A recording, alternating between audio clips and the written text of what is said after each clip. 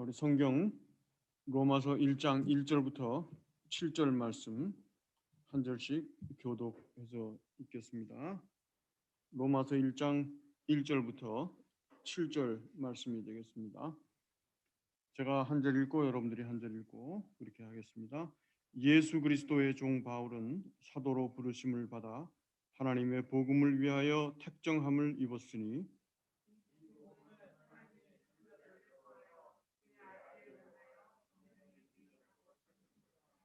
그의 아들에 관하여 말하면 육신으로는 다윗의 혈통에서 나셨고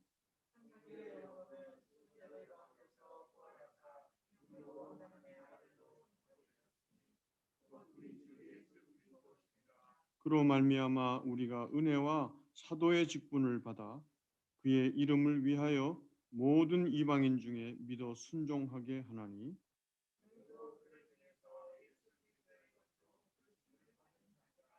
로마에서 하나님의 사랑하심을 받고 성도로 부르심을 받은 모든 자에게 하나님 우리 아버지와 주 예수 그리스도로부터 은혜와 평강이 있기를 원하노라.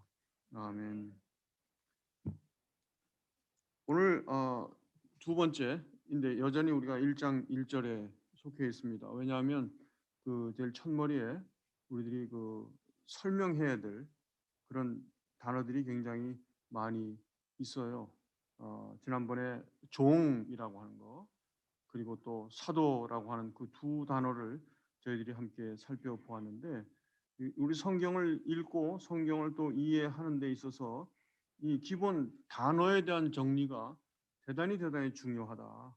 단어를 제대로 알지 못하면 성경의 문맥도 알 수가 없고 거기서 말하고자 하는 바가 무엇인지를 명확하게 깨닫기가 어렵기 때문에 그렇습니다. 그래서 우리들은 다 아는 단어라고 생각하지만 우리가 그 단어 자체를 오해하는 경우들이 상당히 많이 있단 말이죠. 그래서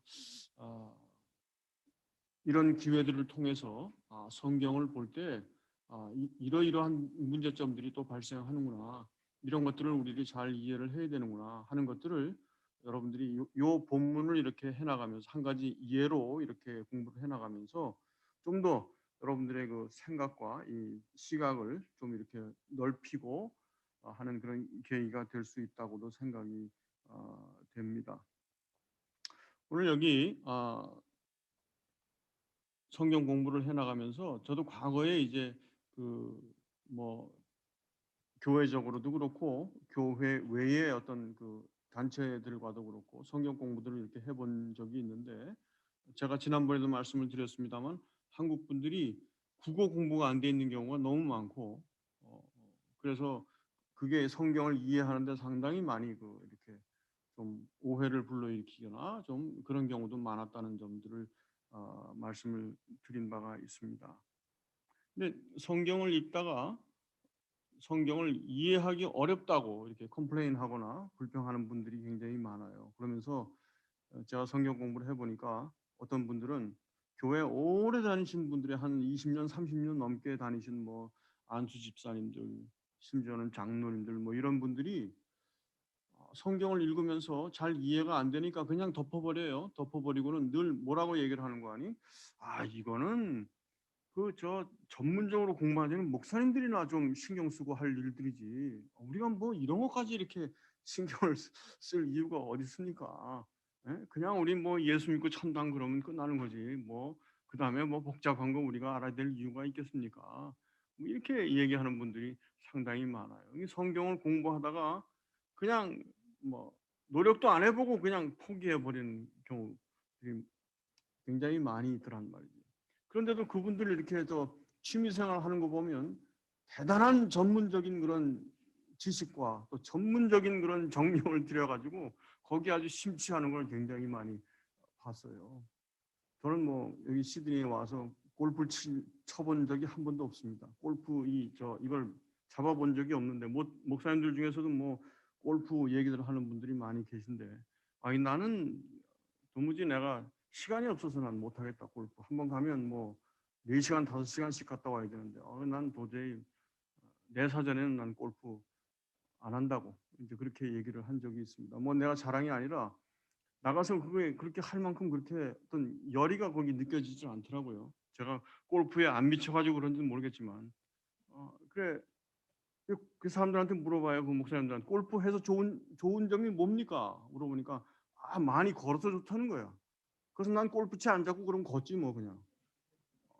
그렇게 이제 얘기하고 이제 그랬는데 아무튼 그런 그 골프라든가 뭐 어떤 사람 바둑이라든가 뭐 이런 거에 취미 삼아 이렇게 보면 막 책 보고 연구하고 말이죠. 뭐 굉장한 열심을 들여요. 근데 세상에 성경에 대한 열심은 얼마나 드리느냐? 그러면 성경에 대한 열심하고 그런 거에 대한 열심하고 비교해 보면 도무지 비교가 안 돼요. 뭐 처음에 아예 시작하다가 조금 뭐가 브레이크가 걸리는 것 같으면 아예 덮어버리고 그냥 이건 말아버리는데 다른 거는 뭐 완전히 거기에 정신이 팔려서 그냥 예? 이렇게 심취하는 것을 많이 봅니다. 근데 야 이게 뭐 성경 말씀이 도대체 취미 생활보다도 이렇게 뒤떨어지나 이렇게 참 어?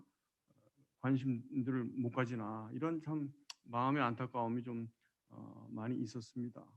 근데 성경이 말이죠. 그렇게 우리들의 물론 이제 성령께서 인도하셔서 하나님의 말씀에 대한 열의와 또 하나님의 말씀에 대한 그 깊은 관심과 이런 것들이 들어야만 있어야만 하나님의 말씀을 또 공부하게끔 되는 게 성경이지요. 그러니 이제 그만큼 그거에 열의가 없다는 것은 성령의 역사가 없다는 것이고 어, 그래서 그런데도 그분이 참된 교회에서 성실한 신자다 그러면 뭔가 방향이 잘못된 겁니다. 신앙생활에. 우리의 신앙생활이 올바로 바로 서 있는 어떤 척도를 알아보는 한 가지 아주 중요한 그런 그 말하자면 방법 중에 하나가 하나님의 말씀 이 자체에 대한 이 관심이 얼마나 큰가. 그것을 알고 그것을 깨닫기 위해서 내가 얼마만큼의 관심을 거기에다 기울이는가 하는 것을 나를 살펴보면 내가 지금 현재 정확하게 가고 있구나 아니냐 하는 것을 판단할 수가 있다는 거죠. 근데 오늘날 그 교회 안에 이 하나님의 말씀 자체에 대한 관심이 굉장히 많이 약화되어 있어요. 이 성도들의 관심이 목회자들의 관심도 그렇지만 두 가지로 이렇게 갈라져 있습니다. 두 가지로. 이게 갈라져 있으면 안 돼요. 근데 이게 갈라져 있어요. 하나는 뭐냐 하면 하나님의 말씀 자체에 대한 관심이죠. 또 하나는 뭐냐 하면 성령에 대한 관심이에요. 성령. 근데 우리가 성령을 어떻게 아느냐? 성령에 대해서 그분이 이런 일을 하고 뭐 이런 일을 하고 성령께서 이 일도 하시고 저 일도 하시고 그런다고 많이들 사람들 얘기를 하잖아요. 그러면 성령이 과연 어떠한 일을 하는지 하지 않는지 그걸 우리가 어떻게 하느냐? 그걸 판단하는 기준은 하나님의 말씀이거든요. 하나님의 말씀이 성령께서 오셔서 이런 일을 하신다. 그렇게 가르치면 성령께서 그 일을 하는 것이 맞아요. 근데 성경 어디를 봐도 성령이 오셔서 이런 일을 하신다 하는 얘기가 아무 데도 없어. 그럼 그게 성령이 하시는 일 맞겠습니까? 아니잖아요. 그래 이 성령께서 하시는 일도 하나님의 말씀에 근거해서 그거를 확인하고 그렇게 우리 성령에 대한 믿음도 그렇게 자꾸 하나씩 확정지어 가야 되는데 이 성경 말씀을 중심으로 하는 그런 어떤 사고가 전혀 형성되어 있지 않으니까 이게 두 갈래로 갈라지는 거예요. 그래서 어떤 사람들은 교회 안에 어떤 사람들은 매일 성경만 강조하고 이제 그런 분들이 다른 분들이 저한테 이제 컴플레인 하는 거는 저 사람은 성경밖에 모른다. 성경 중심으로 한 저 사람은 영성이다. 이렇게 이제 얘기를 하는 거죠. 그리고 또 어떤 사람은 성경을 아예 덮어버려요. 덮어버리고는 성령만 강조. 오늘날 성령의 시대다. 그래서 성령께서 이렇게 역사하시고 저렇게 역사하시고 성령이 뭐 비전도 주시고 꿈도 주시고 막 그러면서 온갖 얘기들을 그냥 막 이렇게 해나가는데 이게 보면 성경 말씀과는 전혀 관계가 없거든요. 그러니까 이건 오늘날 이런 식의 어떤 그 양분화된 이런 사고가 이게 정말 잘못된 것이다. 왜냐하면 성령의 역사하고 성경 말씀에 작용하고 이게 서로 뗄래야 뗄 수가 없습니다. 이게 분리시킬 게 절대 아니에요.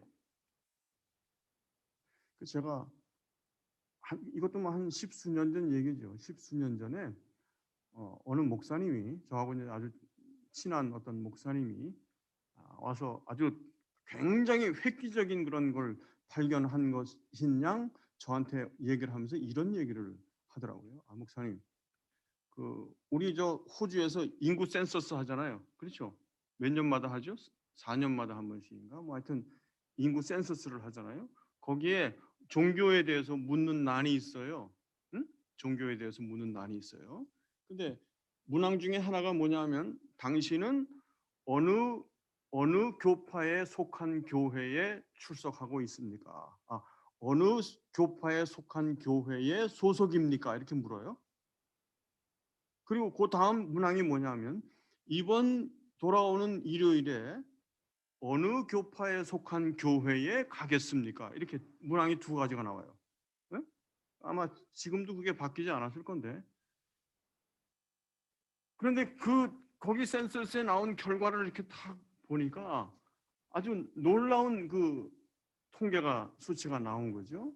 그래서 그 목사님이 그걸 발견하고는 저한테 와서 이제 그런 얘기를 하더라고요. 근데 호주의 각 기독교 교회, 개신교 교회 각 교파들이 있잖아요. 그죠? 거기 여기 보면 뭐 펜티코스탈 속한 뭐 교회들도 있고, 그다음에 프레스비테리안 장로교회도 있고, 그다음에 앵글리칸도 있고, 그다음에 또 하나 뭐가 있냐면 리포음드 처치가 있어요. 개혁교회. 이 장로교회와 성격이 비슷한데 교단은 틀려요. 그 장로교회보다는 훨씬 더 이 웨스트민스터 신앙 고백서와 이 교리를 준수하고 이 교리 문제를 다루는 그런 부분이 조금 더 스트릭트하다. 이렇게 이제 말할 수 있는데 이런 교단들이 있단 말이죠. 근데 이렇게 그 두 가지를 이렇게 비교해 보니까 장로교회, 호주 장로교회에 속했다고 본인이 얘기한 사람 중에 이번 주에 장로교회로 가겠다 이렇게 대답한 사람의 퍼센테이지가 한 30 몇 프로 정도. 그 목사님이 얘기한 건 내가 지금 기억해서 얘기하는 건데 30 몇 프로 정도 된다 이거예요. 근데 거기 개혁교회에 속한 사람들, 리포음드에 속한 사람들, 개혁교회에 속한 사람들이 이번 주에 교단에 속한 개혁교회에 가겠다 이렇게 대답한 퍼센테이지가 몇 퍼센트냐? 거의 100%예요. 장로교인들하고는 이게 정서가 사뭇 다르죠? 장로교인들은 내가 장로교인이지만 다른 교단에도 갈 수 있어 얼마든지. 다른 교단에 가겠다고 그러는 사람 퍼센테이지가 60 몇 프로가 되는 거예요. 근데 펜티코스탈에 속한 교회들은 어떠냐 그랬더니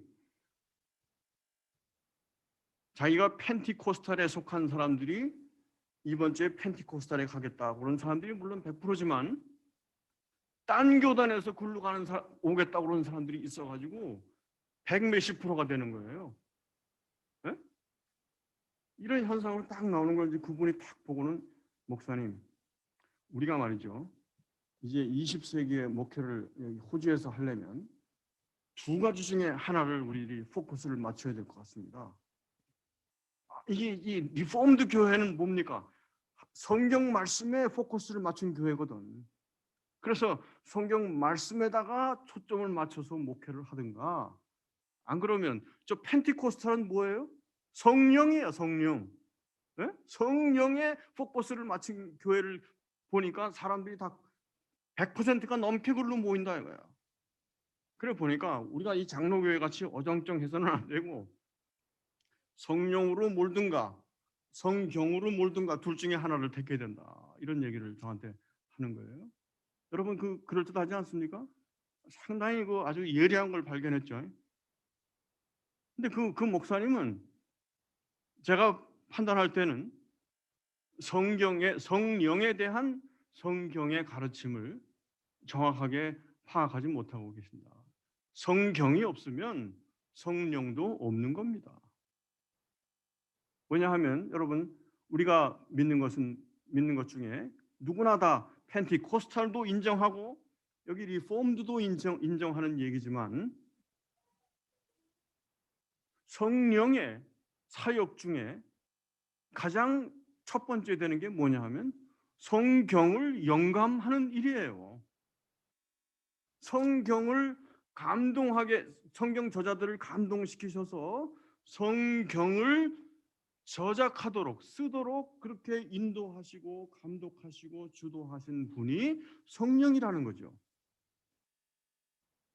그래서 우리가 그 성경의 영감성 혹은 그것이 성령께서 영감하셨다, 그렇게 믿는 것을 펜티코스탈도 그렇게 인정하고 여기 리폼드도 그렇게 인정한단 말이에요. 그리고 그렇기 때문에 성령께서 어떤 개개인에게, 어떤 그리스도인에게, 개인에게 함께 하셔서 역사하시면 그 역사가 성경 말씀하고 엇방향이 나고 성경 말씀하고 어그러지고 다른 방향으로 결코 나아가지를 않는다는 것이죠. 그렇게 되면 그게 성령의 역사면 어떻게 되느냐? 성령께서 자기가 영감시켜서 성경을 만들어 놓고 신자들에게 그 성령께서 영감을 시키신 그 성령에서 떠나도록 어떤 다른 방향으로 나아가도록 그렇게 인도하실 리가 있느냐? 아니잖아요.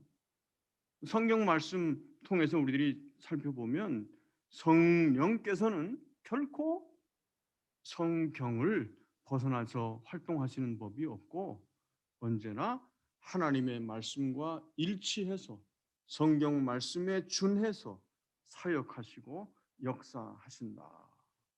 이것이 대단히 중요한, 우리들이 확고하게 갖고 있어야 할 그런 원칙 중에 한 가지다라는 것을 좀 나중에 이제 우리 성령에 대해서 말씀을 함께 나눌 때에 좀 더 그 부분에 대해서 좀 명확하게 좀 정리를 해서 좀 말씀을 함께 나눌 기회가 있겠습니다만, 그래서 우리가 이 흔히 오해하는 이런 부분들을 우리들이 좀 선명하게 선을 정리하는 것이 좋겠다라고 하는 것입니다.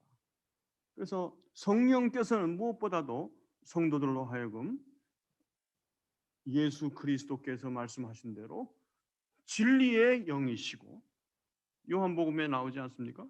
요한복음 15장인가 15장 또 16장 보면 성령에 관한 예수님의 말씀이, 권위 있는 말씀이 나오는데 그분이 말씀을 하시면서 성령은 진리의 영이시다, 너희를 모든 진리 가운데로 인도하시리라, 그렇게 말씀하고 계시거든요.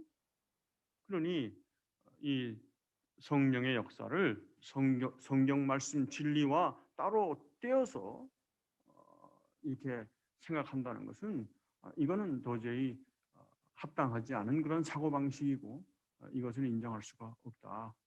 그래서 어디까지나 하나님의 말씀을 근거로 우리들이 성령의 역사도 판단을 해야 한다.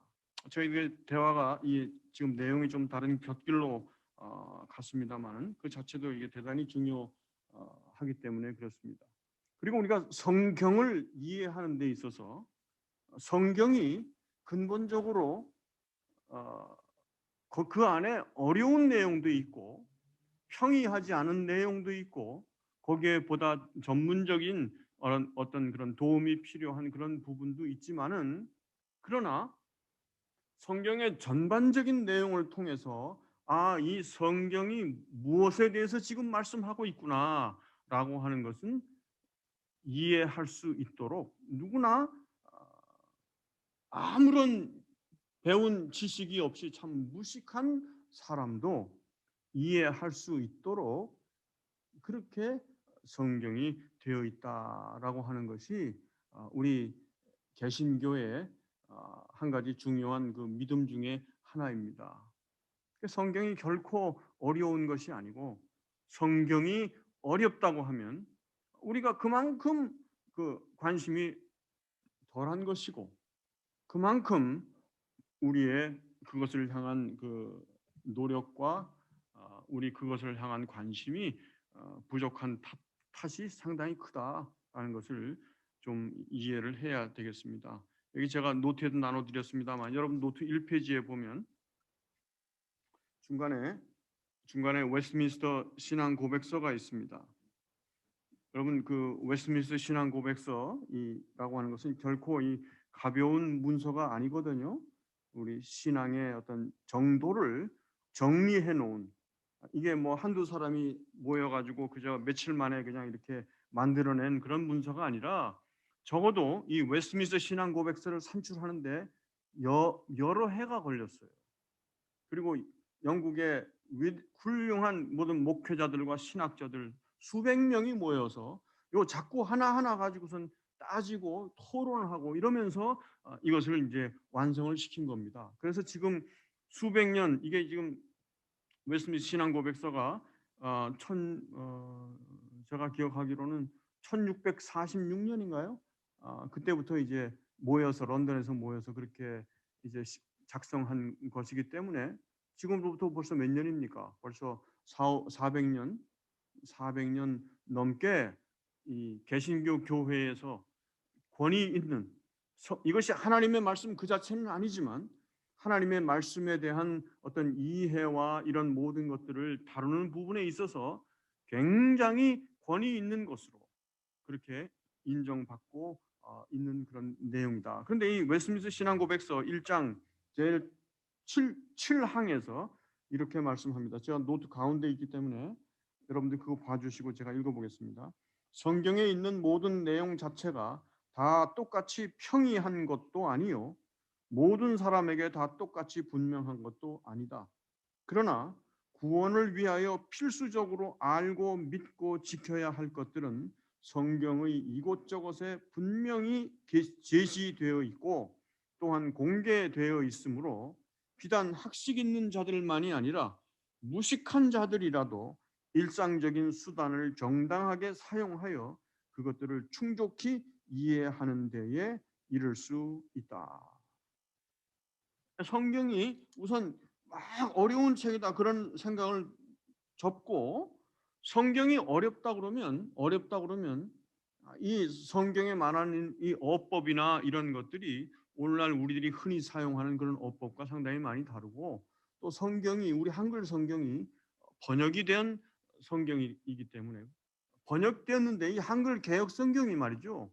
이 굉장히 참 훌륭한 번역서입니다. 저도 이제 뭐 번역 생활을 제가 30년 이상을 번역 생활을 해온 사람인데 성경 번역을 보면 그 당시에 아주 놀라운 그런 참 이 학문적인 소양을 발휘해서 성경을 정말 개역 성경이 굉장히 탁월한 훌륭한 번역서다. 번역서 자체로만 볼 때에도 그렇다는 것이죠. 그래서 우리들이 문구를 가볍게 생각해서는 안 되고 그러나 이제 이것이 번역된 성경이고 우리 지금 한글 개역 성경만 해도 이게 1960 몇 년인가 나온 성경이 그 지금으로부터 한 60년 정도 시차가 있단 말이죠. 그 당시 그동안에 언어가 굉장히 많이 언어 상황이 한국어 상황이 많이 바뀌었어요. 그래서 오늘날 안 쓰는 단어들이 여기 굉장히 많이 나오고 어법도 그렇고 이제 그렇기 때문에 이제 그런 점들을 에 대해서 이 가르치는 사람이 또 필요하고 이제 그런 부분이 있습니다만은 그러나 근본적으로 성경이 구원을 위해서 필요한 모든 내용이 여러 군데에 분명히 제시되어 있기 때문에 성경을 읽으면서 이것을 근거로 해서 신앙의 준칙을 삼아서 나아가려고 하는데 오리무중이다. 이런 경우는 사실 그렇게 흔하지 않다는 것이죠. 그래서 이 하나님의 말씀이 일단은 평이하다. plain이란 말, P-L-A-I-N, plain하다. 그러니까 그냥 평이한 책이다. 그러니 이것을 어려운 것으로 생각할 필요가 없을 거라는 생각이 들고요. 근데 거기다가 이제 오늘날 어법하고 다르기 때문에 우리가 이제 성경을 그저 한글 성경도 여러 종이 있잖아요. 여러 종을 이렇게 좀 이렇게 비교해 보는 것이 굉장히 중요합니다. 그러니까 우리들 대개 보면 이제 한글 개역 성경 하나만 놓고 보는데 이걸 놓고 이렇게 보다 보면 이제 왕왕 우리들이 오해하는 경우들이 많이 생겨요. 그러니까 이런 경우를 배제하기 위해서 성경은 여러 종류가 있으면 있을수록 좋습니다. 영어 성경의 경우에 우리들이 흔히 이제 NIV 성경을 많이 여기 지금 교회에서도 NIV 성경을 이렇게 함께 놓고 보기도 하는데 이 NIV 성경도 아주 굉장히 훌륭한 성경이라고 생각이 됩니다. 근데 이제 그 영어 성경의 경우는 성경의 종류가 굉장히 많아요. 제가 알고 있는 것만도 10종이 넘거든요.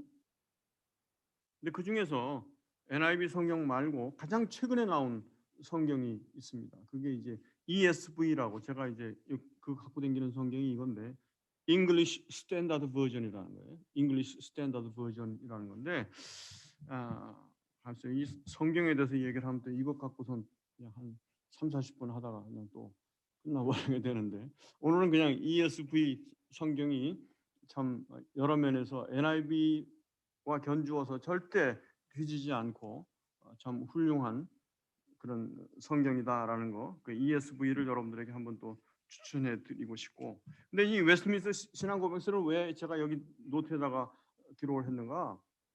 이 단어 공부가 대단히 중요하다는 거죠. 지난번에도 말씀드렸지만 종 혹은 뭐 사도 단어가 대단히 중요한데 오늘 본문에서 저희가 함께 먼저 다루고자 하는 게 뭐냐면 여기 본문에 1장 1절에 무슨 단어가 나오냐 하면 하나님의 복음, 하나님의 복음이라는 단어가 나옵니다. 근데 이 하나님의 복음 요 문구 요 하나에 대해서 여러분들이 지금 읽으면서 하나님의 복음을 어떻게 이해를 하십니까? 그 뭐 복음과 관련된 깊은 다른 내용 말고 단순히 요 글자, 문자, 하나님의 복음이라고 할 때 이게 무슨 뜻일까요? 제 말의 뜻은 이런 겁니다. 하나님의 복음, the gospel of God 이렇게 돼 있잖아요. gospel of God. 헬라어로 유앙겔리온 세우라는 말인데 하나님의 복음이라는 말이에요. 근데 이게 여러 가지로 이해할 수 있습니다. 네? 첫 번째, 하나님의 복음. 그러면 하나님이 주인인 복음. 그죠? 하나님이 주인이라는 의미로 하나님이 복음의 주인이시다. 이럴 때도 우리가 하나님의 복음 그러잖아요. 그러면 그 다음에 또 이 하나님의 복음 그럴 때 이게 또 무슨 뜻일까? 그럴 때 이것이 하나님께로부터 베풀어진 복음이라는 그런 의미일 수도 있고요. 그 다음에 또 하나님의 복음 그러면 하나님에 관한 복음이다. 이렇게 이해할 수도 있고 이게 요 말 하나 가지고 여러 가지 의미를 그 이 보는 사람마다 의미가 다 다를 수 있거든요. 그 우리들이 중요한 건 뭐냐?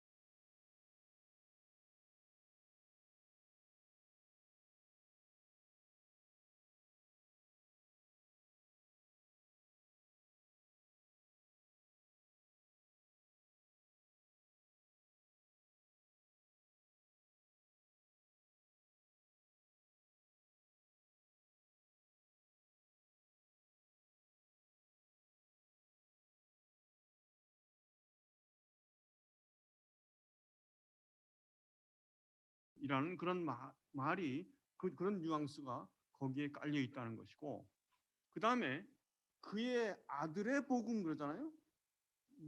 그의 아들이 누굽니까? 예수 그리스도잖아요.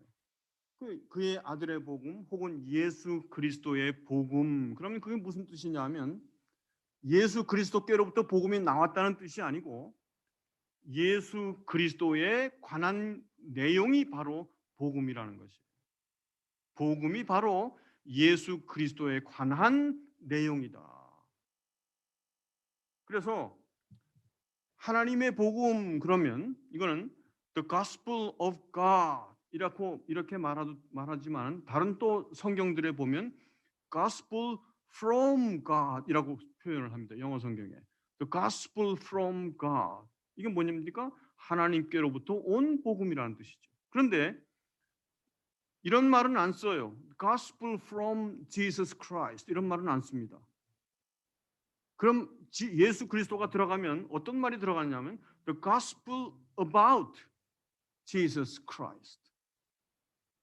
똑같이 예수 그리스도의 복음이지만, 그의 아들의 복음이지만 The Gospel is about Jesus Christ, His Son. The Gospel concerning Jesus Christ 이렇게 나오는 거죠.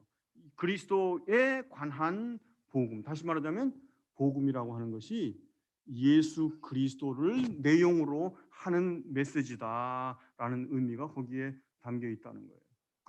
이 서로 다른 의미 이해하시겠죠? 그 다음에 나의 복음, 그럼 이게 또 무슨 뜻이냐? 내가 복음을 만들어낸 게 아니에요. 사도 바울이 이 복음이라고 하는 것은 하나님께로부터 온 겁니다. 하나님께로부터 그가 하나님께서 마련하시고 하나님께서 베풀어 주신 하나님의 메시지예요. 근데 나의 복음이라고 그러면 거기에 당연히 무슨 뜻이 들어가 있는 거 아니? 내가 선포한 복음, 내가 선포하는 복음, 내가 가르치는 복음, 내가 전하는 복음. The gospel I preach. 이런 말이 들어가 있는 거죠. 그래서 먼저 우리들이 지금 하나님의 복음이라고 하는 단어가 나와 있기 때문에 단어의 구체적인 뉘앙스를 깨닫는 것이 대단히 중요하다라고 하는 것을 말씀을 드립니다. 자, 여기 두 번째 페이지에 노트에 잠깐만요. 예, 노트 이 페이지 맨 밑에를 봐주세요. 이 맨 밑에 맨 밑에 줄을 보면 이런 부분이 있어요. 곧 그렇게 계시하신 분은 성부 하나님이셨고, 다시 말하자면 복음이라고 하는 것을 복음에 대해서 계시하신 분은 성부 하나님이셨고 예수 그리스도는 그 계시의 내용이셨으며, 또한 바울은 그 계시 중에 그의 복음을 받았고 동시에 그 복음을 이방 세계에 전파하라는 명령도 함께 받았던 것이다. 이게 현대 그 복음주의 신약 학자들 중에 아주 대단히 뛰어난, 지금은 벌써 소천하신 지 굉장히 오래됐습니다만 이 F.F. 브루스라는 분이, 앞에 F하고 F, 프레데릭이라는 말로 F하고 F인데 보통 이제 F.F. 브루스라고 얘기를 하죠. 근데 이분이 이제 영국의 브래드런이라는 형제단이라는 교단에 속한 신약 학자인데 대단히 탁월한 그 학자로 많은 그런 저작들을 남겼습니다. 이분의 이제 성경 주석이 여러 군데는데 상당히 건전한 그런 주석 학자 중에 이제 한 사람이죠. 그분이 이제 이런 말을 했어요. 그래서 이런 부분들을 우리들이 정리해서 이해하는 것이 중요합니다. 그 3페이지 그 다음 단락을 제가 한번 읽어보겠습니다. 기독교의 복음은 바울이 자신의 천재성을 발휘하여 고안해낸 것이 결코 아닙니다. 하나님께서 친히 만세전에 그의 무한한 지혜로 창안하시고 마련하신 것입니다. 사도 바울이 복음을 그토록 소중히 여기고 오직 그것을 위해 평생을 들인 중요한 이유가 바로 여기에 있습니다. 복음이 다른 누구도 아닌 천지의 대주제이신 하나님이 베푸신 것임을 무엇보다도 선명하게 깨달았기 때문입니다. 다른 곳에서 그는 그 복음을 가리켜 복되신 하나님의 영광의 복음 혹은 하나님의 은혜의 복음이라고도 부릅니다. 과연 복되신 하나님의 영광이 그 복음에서 드러나는 것을, 하나님의 은혜가 그 복음에 서려 있는 것을 그는 명확하게 인식하고 있었던 것입니다. 무슨 말씀인지 이해가 되시죠? 하나님의 복음이 이제 그런 뜻이라는 것입니다. 근데 우리가 이제 그 다음에 지난 시간에도 잠깐 언급을 했었습니다만 여기 1장 1절부터 7절 이 서문의 인사말인데 이게 인사말이 굉장히 길어졌어요. 굉장히 깁니다. 그 이유가 어디 있는 거 아니? 사실 인사말로 따지자면 1절과 7절만 있으면 돼요. 1절과 7절만 있으면 되는데 2절부터 6절까지 그 모든 내용이 중간에 이렇게 끼어든 것이다. 근데 다른 서신서들 보면 1절과 7절의 내용이 주로 다른 서신서들의 인사말로 나오는데 로마서만 특이하게 이렇게 2절서부터 6절까지 길게 중간에 어떤 복잡한 내용이 그 안에 이렇게 삽입되어 있다라는 것이죠. NIV 성경, 영어 성경이 보면 이 구조를 잘 보여주는데 그래서 제가 NIV 성경을 좀 자막에 해달라고 제가 부탁을 드렸습니다. 한번 잠깐 우리말 성경으로 보면 이게 잘 이해가 안 돼요. 설명하기도 어렵고. 근데 영어 성경 보면 이 헬라어 구조하고 그 구조가 거의 같기 때문에 우리들이 얼마든지 그걸 이해할 수 있지 않을까 그런 생각이 들어요. 1절부터 쫙 보여줄 수 없어요? 그건 너무 작은가? 자, 여기 그렇게 잘 안 되나 본데. 1절 보면 Paul, a servant of Christ Jesus, called to be an apostle and set apart for the gospel of God. The gospel of God이란 말이 맨 나중에 나오죠. 근데 이게 우리들이 어떻게 이해를 하는 거 하니 사도 바울이 이 복음이라고 하는 것에 대한 열정이 굉장히 컸다는 것을 우리가 여기서 볼 수가 있습니다. 뭐냐면 자 우리 더디오라는 사람이 이걸 필사했다고 그러잖아요. 불러주는 대로. 지금 사도 바울이 옆에서 이렇게 서서 불러주고 있어요.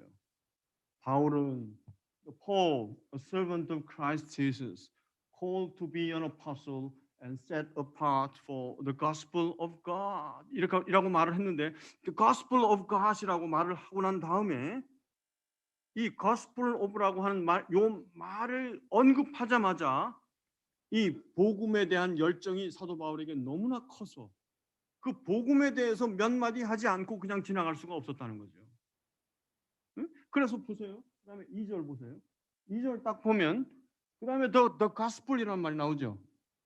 이 gospel이라고 이렇게 번역을 했는데 이거는 사실 원문에 없는 번역이에요. 뭐냐면 영어식으로 헬라어도 관계 대명사가 있습니다. 근데 여기 관계 대명사로 이어지는 본문이에요. 말하자면 the gospel of God 하고 which he promised beforehand 이렇게 나가야 이게 정상입니다. 이게 오리지널 원문에 맞는 거예요. 근데 이걸 이제 더 이해 쉽도록 the gospel이라는 말을 한 번 더 붙여준 거죠. gospel of God이라는 말이 나오니까 바로 그 말을 받아서 gospel에 대해서 복음에 대해서 이렇게 저렇게 쭉 설명을 해 나아가고 있는 것이다. 그러면서 마치 바울이 지금 자기가 지금 인사말을 하고 있다는 것을 잊어버릴 정도로 그 복음에 대해서 막 계속 얘기를 해 나가는 거예요. 자, 우리말 성경에 하나님의 복음을 위하여 택정함을 입었으니 그래놓고 복음이라는 말이 나왔기 때문에 그 복음에 대해서 막 설명을 아주 나중에 가서 설명해도 되는데 이거를 기다리지 못하고 그것에 대해서 막 이렇게 속에서 가슴 속에서 터져 나오는 것 같은 그런 어떤 생생함이 여기에서 감지가 된다는 거죠. 이 복음은 하나님이 선지자들을 통하여 그 아들에 관하여 성경에 미리 약속하신 것이라. 여기 말했잖아요. 복음은 하나님의 선지자를 통하여 그의 아들에 관하여 성경에 미리 약속하신 것이라. 그랬는데 여기 아들이라는 말이 나와 또 그 아들에 관하여 그랬잖아요. 그러니까 또 그 아들에 대한 생각이 또 나는 거예요.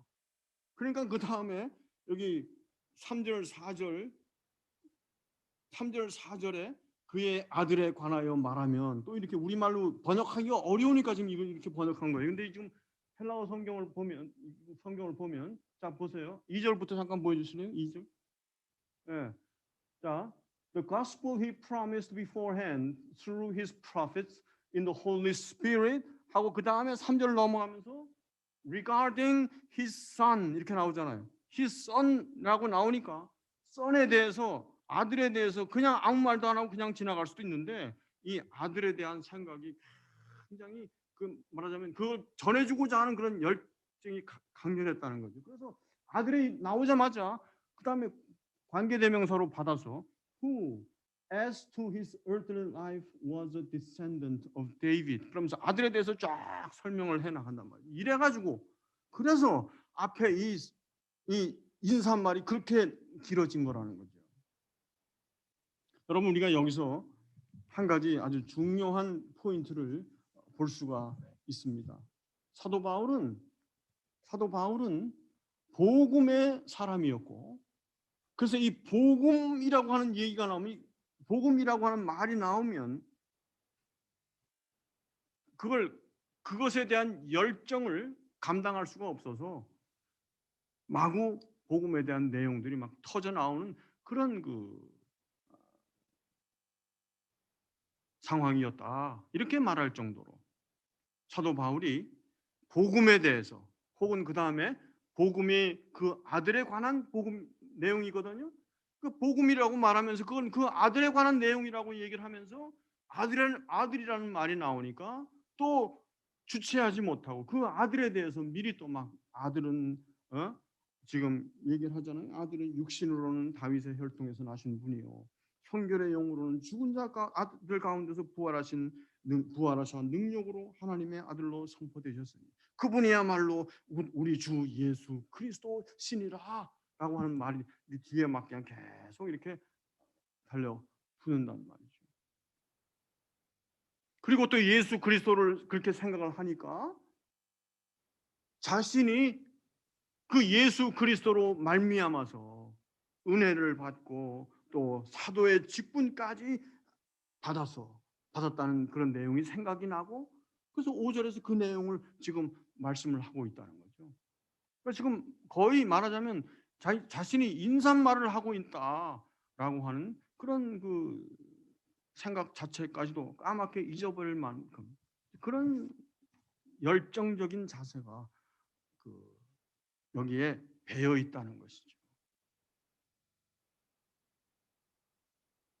제 말씀하는 의도를 이해하시겠습니까? 제가 옛날에 여기 제가 노트에도 좀 썼습니다만 옛날에 제가 중학교 1학년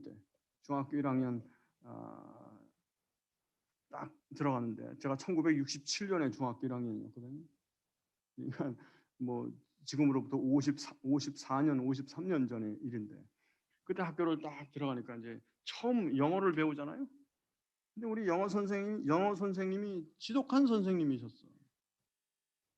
그 영어 공부하러 첫 시간에 딱 들어간 첫 시간에 선생님이 뭐라고 얘기를 하냐면 니네들 앞으로 중학교 영어 교과서가 있는데 중학교 1학년 영어 교과서를 달달달 외워야 된다.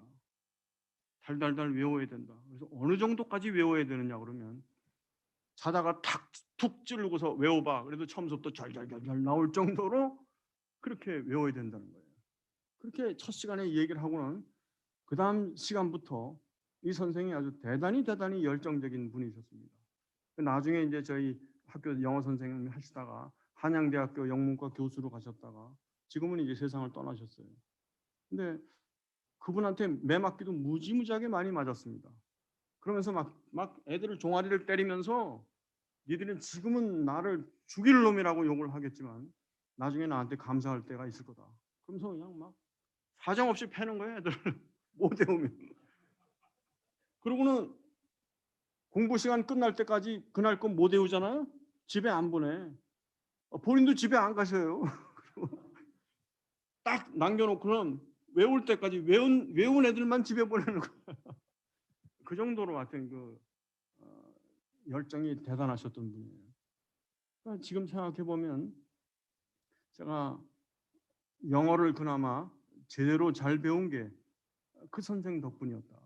영어 1학년 교과서 아주 달달달달 외웠습니다. 자다가 그 선생님 얘기하는 게 니들 자다가 영어로 꿈을 꿀 정도로 외워야 돼. 그렇게 얘기를 했거든요. 진짜 자다가 제가 영어로 꿈꾼 적이 많아요. 거기 뭐 영어로 꿈꾸면 밤에 이제 그 서양 사람이 하나 딱 나와가지고는 뭐 얘기하는데 뭐 영어를 막 너무너무 잘하는 그렇게 제가 영어를 배웠거든요. 그 지금 영어로다 하여튼 자관 참 하나님의 일을 영어로다가 30몇 년씩 하게 된 덕분이 처음에 그 선생님 덕분이었다. 그게 말하자면 자다가 탁 깨나도 막 속에서 막 나올 정도로 에? 사도 바울이 그랬다는 거예요. 사도 바울이 복음이라고 하는 것에 대해서. 그리고 하나님의 아들 예수 그리스도 그분에게 직접 나타나셔서 계시하셨던 그 예수 그리스도에 대한 열정이 얼마나 컸는지 그것이 바로 여기서 나타난다는 거예요. 그렇지 않으면 아니 처음에 인사말을 하는데 뭐가 그렇게 급해서 그거에 대해서 막 이렇게 인사말을 중간에 이만큼씩 끊고 그거 내용을 그렇게 나오겠느냐. 여기서 우리는 사도 바울의 그런 열정을 보게 되는데 이것이 사도 바울의 열정만이 아니라 참된 구원받은 하나님의 백성들에게서는 이와 같은 열정이 우리에게 있어야 한다.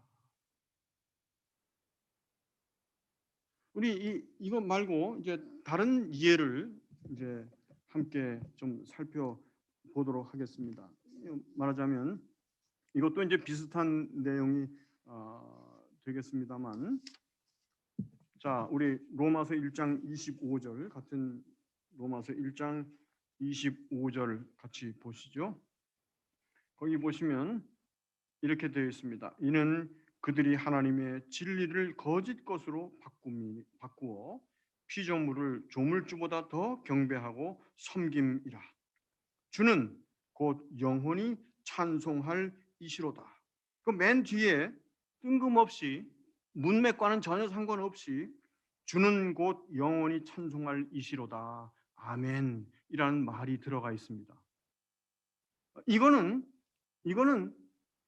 사도 바울이 현장에서 불러준 게 맞아요. 말로 하는 게 맞습니다. 글로 앉아서 이렇게 적는다면 이게 이런 내용이 들어가 있을 수가 없어요. 근데 이 내용이 왜 들어갔느냐? 주는 곧 영원히 찬송할 이시로다. 아멘. 이게 뭡니까? 소위 말하자면 영광송이지요. 예수 그리스도 혹은 하나님에 대해 영광을 기리기 위해서 부르는 찬송과 같은 그런 내용이란 말이죠. 영어로 말하자면 덕솔로지라고 얘기를 하는데 영광송이라는 말로 우리들이 정리할 수가 있습니다. 근데 이건 문맥과는 전혀 관계가 없어요. 근데 그게 왜 들어갔느냐? 거기 왜 나오느냐? 그 앞에 보면 피조물을 뭐라고요? 조물주라는 말이 나오죠. 네? 조물주보다 더 경배하고 섬김이라. 거기 조물주라는 말이 나오거든. 주라고 하는 말을 언급하자마자 우리말에는 그 중간에 나오지만 이 헬라어로 보면 그 주는 곧 영원히 찬송할 이시로다. 그 바로 앞에 있습니다. 이것도 역시 관계대명사로 이어지는 구문이거든요. 여러분 나중에 영어 성경을 한번 보세요. 그렇게 돼 있어요. 그러니까 이 주라는 말을 언급하자마자 그 주는 영원히 찬송할 이시로다. 아멘. 여기서도 우리 사도 바울의 주님을 향한 뜨거운 그런 열정의 자세가 거기에 나타나 있다. 그렇게 말할 수가 있어요. 근데 이게 한 군데만 그런 게 아닙니다. 제가 예를 들어서 몇 군데만 더 여러분들에게 본문을 말씀을 드릴게요. 예를 들어서 우리 갈라디아서 한번 잠깐 보실까요? 갈라디아서 1장 4절 5절. 제가 노트에 달한 그 본문들을 쭉 적어놨으니까 여러분들이 한번 나중에 확인해 보시면 됩니다. 갈라디아서 1장 4절 5절.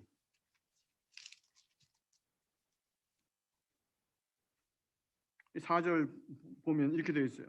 그리스도께서 하나님 곧 우리 아버지의 뜻을 따라 이 악한 세대에서 우리를 건지시려고 우리 죄를 대속하기 위하여 자기 몸을 주셨으니 영광이 그에게 세세토록 있을지어다. 아멘.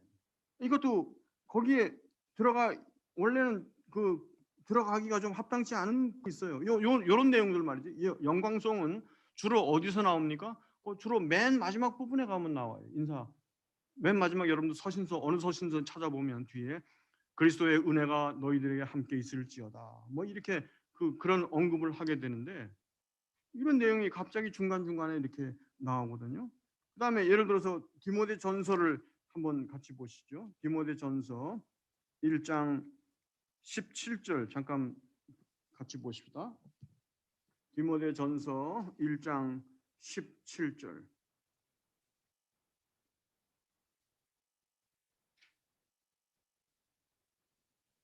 거기도 보면 중간에 아직 디모데 전서가 끝나지 않았어요. 이제 시작한 지 얼마 안 됐습니다. 근데 거기에 보면 영원하신 왕 곧 썩지 아니하고 보이지 아니하고 홀로 하나이신 하나님께 존귀와 영광이 영원 무궁하도록 있을지어다. 아멘. 이런 내용들이 여기저기서 나타납니다. 로마서 9장 5절에도 나오고요. 에베소서 3장 20절 21절에도 나오고 디모데전서 6장 15절 16절에도 나옵니다. 그런데 이게 사도 바울만 그러냐? 사도 베드로 역시 마찬가지예요. 사도 베드로 여러분 베드로전서 한번 같이 보실까요? 베드로전서 4장 베드로전서 4장 11절 아마 우리들이 잘 아는 말씀일 텐데 베드로전서 4장 11절 말씀입니다. 거기 제가 읽어볼게요. 만일 누가 말하려면 하나님의 말씀을 하는 것 같이 하고 누가 봉사하려면 하나님이 공급하시는 힘으로 하는 것 같이 하라. 이는 범사에 예수 그리스도로 말미암아 하나님이 영광을 받으시게 하려 함이니 그에게 영광과 권능이 세세에 무궁하도록 있느니라. 아멘. 여기도 덕설러지가 나오잖아요. 영광송이 나오거든. 그 앞에 그리스도라고 하는 말이 언급이 되니까 사도 베드로가 그것을 그대로 받아가지고 그에게 영광과 권능이 세세 무궁하도록 있느니라. 5장 11절에도 비슷한 현상이 나옵니다. 여러분 우리가 여기서 무엇을 생각하게 되는가? 오늘날의 우리 신자들이 신앙생활에 있어서 결핍된 것이 너무너무 많다. 우리가 여러 가지로 세파에 시달리고 여러 가지로 신경 써야 될 것들이 너무너무 많고 하다 보니까 우리가 하나님 그분 자신 예수 그리스도 혹은 예수 그리스도의 그 귀중한 복음 뭐 이런 내용에 대한 이런 내용 그 자체에 대한 감사와 그 자체를 높이 이렇게 받드는 그와 같은 그 영적인 자세가 우리에게 정말로 결핍되어 있다라는 것을 생각하지 않을 수가 없습니다. 여러분 제가 시편 1편 설교를 4편 여러분들 노트로 보셨겠습니다만 그 마틴 로이 존스가 이 본문에 대해서 말을 하면서 설명하는 가운데 이런 말씀을 합니다. 제가 노트에 있는데 지금 여러분 나중에 노트를 찾아보시면 이런 말이 그대로 나올 겁니다. 무슨 말을 했는가? 복음이라는 단어를 입에 올릴 때마다 가슴 벅찬 찬양과 감사의 노래가 터져 나오지 않을 수 없는 심정이어야 마땅하다. 이게 신자의 마땅한 자세라는 것이죠. 다른 것이 아니라 예수 그리스도의 복음, 그 복음이라고 하는 단어를 입에 올릴 때마다 우리 가슴 속에서 가슴 벅찬 찬송과 감사의 노래가 막 터져 나오는 이와 같은 심정이어야 마땅하지 않느냐라고 하는 것이죠. 여기 20세기에 그 위대한 그 프린스턴의 신학자들 중에 벤자민 워필드라고 하는 분이 계십니다. 여러분 노트 4페이지를 한번 봐주세요. 노트 4페이지에 4페이지 중간에 약간 좀 이렇게 좀 들어간 부분 인용구가 거기에 나옵니다. 거기에 벤자민 워필드 박사의 글입니다. 이 사도 바울의 요 지금 말씀한 요 부분 복음과 예수 그리스도를 강조하는 그런 부분에 대한 이 워필드 박사의 이해입니다. 제가 번역한 건데 여기다 지금 적어놨어요. 한번 읽어보겠습니다. 상황에 따라 서신서들의 인사말에서 이런저런 본질적인 요소들에 대해 설명을 확대시키는 것이 바울의 습관이다. 로마서의 인사말은 이처럼 설명을 길게 확대시키는 것을 극단적으로 보여주는 실리에다. 바울의 아주 특이한 스타일이 여기서 놀랍게 드러나는데 그 단어 하나에 곁길로 빠지는 것. Going off at a word. 단어 하나에 곁길로 빠지는 것이 그것이다. 그의 인사말의 구체적인 목적은 자기 자신을 하나님의 복음을 가르치도록 권위로 지명받은 자로 소개하는 것이다. 하지만 그는 자기 자신보다는 복음에 대해서 훨씬 관심이 더 컸다. 그리하여 복음을 언급하자마자 곧바로 곁길로 벗어나 그 복음을 묘사하는 대로 빠지며 그 복음의 내용이 무엇인지를 구체적으로 설명하고 있는 것이다. 이 워필드 박사가 지금 정확하게 그 본문에 어떤 그 나오는 사도 바울의 심정을 이렇게 설명해주고 있는 것입니다.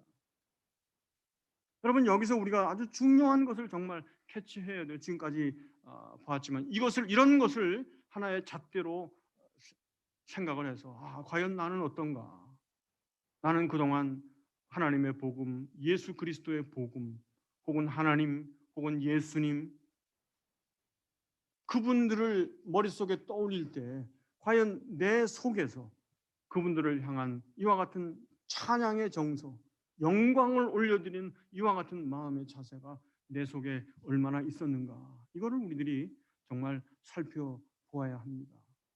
그래서 우리 속에서 이와 같은 정말로 진지하게 이 내 속에서부터 우러나오는 이런 감동과 감격과 감사와 기쁨, 찬송 이런 것을 내 속에서 회복시켜 주시기를 우리가 하나님 앞에 간구해야 되겠고 그것이 우리 속에서 살아 있어야 그것이 지금 내 신앙생활이 정상을 지금 걸어가고 있는 것이다.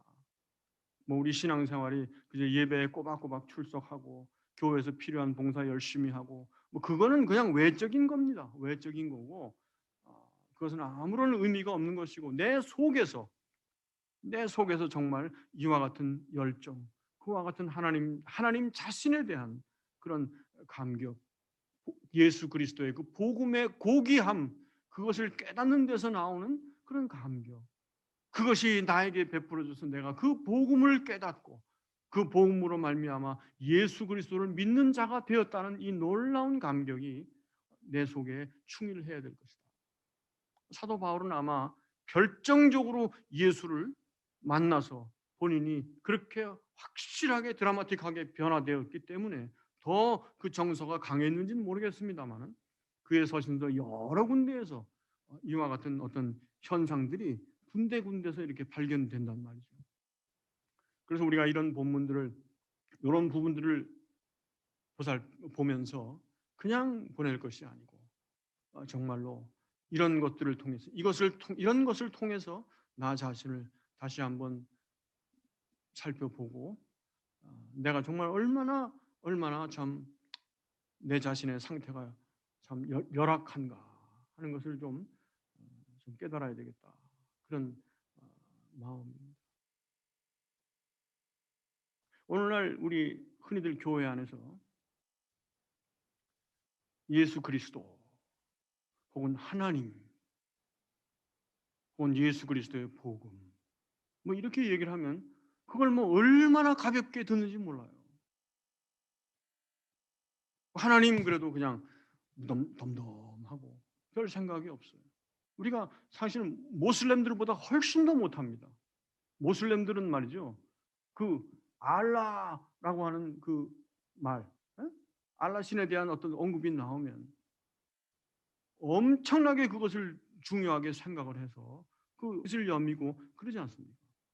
그리고 그 사람들은 뭐 시간마다 가서 어디든지 가서 펴놓고서 메카를 향해서 절하고 경배하고 하는 그런 자세가 있는데, 우리더러 뭐 가서 그렇게 하라는 얘기가 아니라 나를 구원하신 예수 그리스도, 또 나를 구원하시도록 만세전부터 택하시고 그 예수 그리스도를 보내셔서 나를 위해서 죽게 하시고, 그리고 그 그리스도의 복음을 나에게 전해지도록 그렇게 모든 일을 주관하시고 역사하신 그 하나님의 역사에 대해서 어떻게 우리들이 그렇게 가볍게 대할 수가 있는가?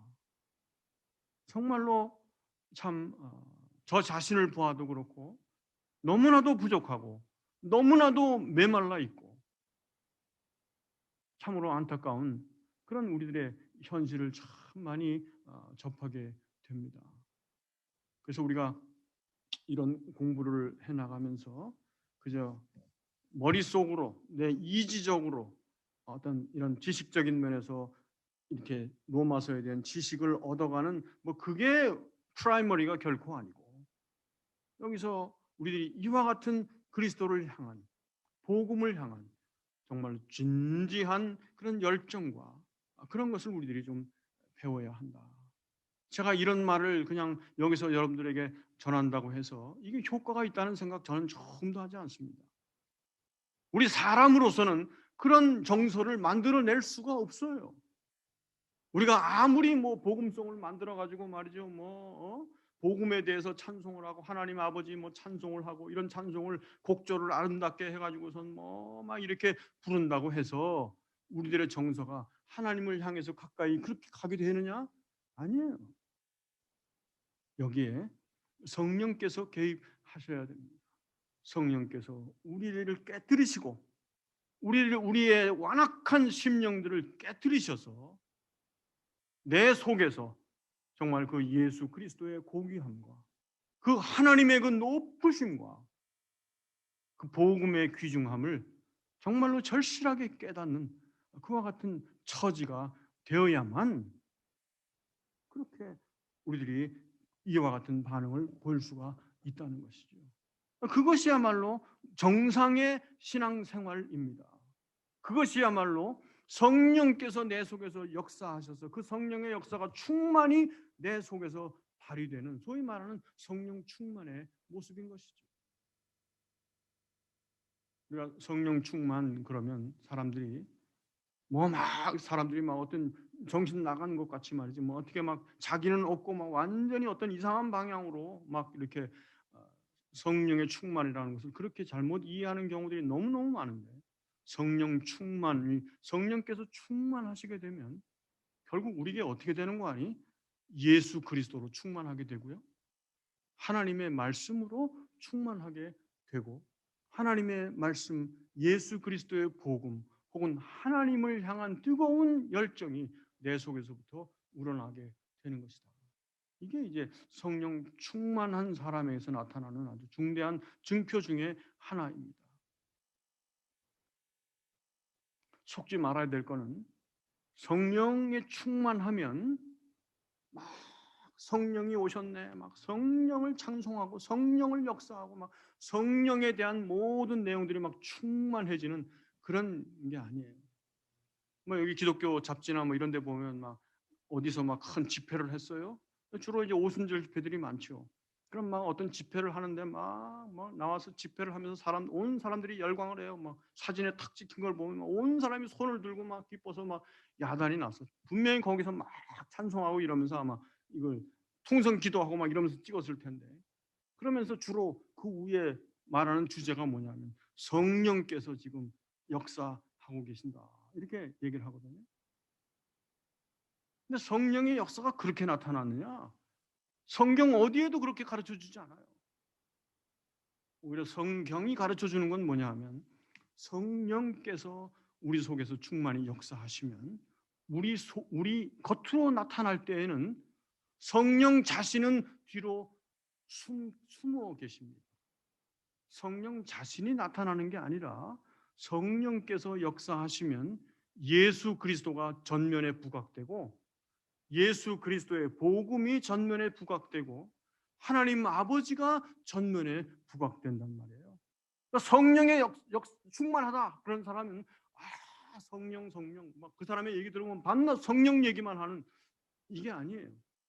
성령에 대한 얘기는 아예 없습니다. 성령께서 역사하시면 어떻게 되느냐? 그분에게서 예수 그리스도, 예수 그리스도의 복음, 하나님, 그런 내용들이 그 사람의 생각과 그 사람의 어떤 의식 속에 가득 차게 되는 것이라 우리가 속고 있어요. 나중에 성령에 대해서 얘기를 할 때 우리 성경을 자세히 살펴보면 그렇습니다. 우리가 똑똑히 알아야 돼요. 성령께서 역사하신다는 한 가지 중요한 증표가 뭐냐? 그분 자신이 나타나는 게 아니에요. 예수 그리스도가 나타나고 예수 그리스도의 복음이 높임을 받고 하나님 아버지가 영광을 받는 것, 그게 바로 성령의 역사의 핵심적인 포인트입니다. 지금 뭐 이제 다른 방향으로 나갔습니다만은 아무튼 여러분, 오늘날 우리들의 신앙생활의 정서가, 영적인 생활이 너무나 메말라 있습니다. 그래서 하나님을 어떻게 보면 어떻게 우습게 알고, 하나님, 그래도 예수 믿는다는 사람이 우리 주 예수 그리스도 그래도 또 덤덤하고 뭐 별 반응이 전혀 없어요. 오히려 사랑하는 내 어머니, 그러면 속에서 막, 예? 어머니에게 사랑받았던 사람은 속에서 막 어머니에 대한 생각이 막 나오면서, 어머니가 돌아가셨으면 눈시울이 뜨거워지기도 하고 뭐 그러잖아요. 그런 반응은 있는데 하나님 그래도 아무 반응이 없고, 예수 그리스도 아무 반응이 없고, 그러니까 이거는 문제가 있다는 것이죠. 우리가 이 로이드 존스 목사님의 이 뜨거운 이 말씀을 우리들이 좀 이해해야 되겠습니다. 복음이라는 단어를 입에 올릴 때마다 가슴 벅찬 찬양과 감사의 노래가 터져 나올지 않을 수 없는 그런 상황이 되어야, 그런 심정이어야 그게 마땅한 것이다. 그게 정상인 것이다. 오늘 우리들의 신앙을 한번 점검해 보십시다. 그래서 내가 과연 지금까지 예수를 믿고 하나님을 믿는다고 살아왔는데 내가 지금 과연 정상적인 길을 가고 있는 것인가? 우리의 신앙의 열정을 회복해야 되겠고, 성령께서 우리를 그렇게 인도해 주셔서 내 속을 그리스도로 가득 채워주시고 그리스도의 복음으로 가득 채워주시고 하나님 아버지에 대한 찬송과 경배와 높이 우러르는 그 자세, 그 경외하는 자세를 내 속에 가득 채워주시기를 바라는 그런 마음이 가득 차야 마땅하다. 성령께서 하시는 주된 사역이 그런 일이라는 것이죠. 그것을 우리들이 오늘 다시 한번 좀 점검했으면 좋겠습니다. 우리 잠깐 같이 조용히 오늘 말씀을 생각하면서 기도하시고 마치도록 하겠습니다. 다음 주에도 우리 그 뒤에 있는 내용 한 번 더 말씀을 나누도록 하겠습니다. 이 노트를 다음 주에 가져오시면 좋겠습니다. 같이 조용히 한 목소리로 잠시 기도하고 주님 가르치신 기도로 오늘 마치도록 하겠습니다. 거룩하신 하나님 아버지, 은혜를 감사합니다. 오늘 저희들을 불러주셔서 하나님의 놀라운 복음의 역사를 함께 나눌 수 있도록 축복해 주시는 은혜를 감사합니다. 오 하나님, 저희들이 너무나 메말라 있습니다. 저희를 구원하신 예수 그리스도, 그 귀하신 은혜를 저희들이 생각할 때 그저 날마다 무덤덤하고 별 감정이 없고 아무런 반응도 없는 저희들의 무지몽매하고 이 완악한 심령들을 깨뜨려 주셔서 오로지 하나님을 높이 섬기며 정말로 예수 그리스도를 높일 줄 아는 그와 같은 고귀한 영적 자세가 저희 가운데 충만하도록 인도하여 주시옵시기를 원합니다. 주께서 은혜 주시고 주께서 인도하여 주시옵소서. 아버지 하나님, 저희를 인도하여 주시옵시기를 간절히 원하고 기도합니다. 오 하나님, 저희를 불쌍히 여겨 주시옵소서. 그리스도를 향한, 하나님을 향한 뜨거운 영예와 뜨거운 열정의 자세가 저희에게 충만하도록 아버지 하나님 인도하여 주시기를 간절히 원합니다. 주께서 도우시고 주께서 저희를 붙들어 주시옵소서. 함께하여 주시옵소서. 은혜 허락하여 주시옵소서.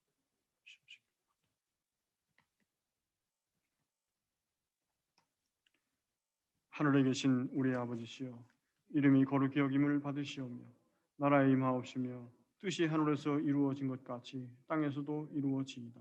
오늘날 우리에게 일용할 양식을 주옵시고 우리가 우리에게 죄 지은 자를 사하여 준 것 같이 우리 죄를 사하여 주옵시고 우리를 시험에 들게 하지 마옵시며 다만 악에서 구하옵소서. 대개 나라와 권세와 영광이 아버지께 영원히 있사옵나이다. 아멘.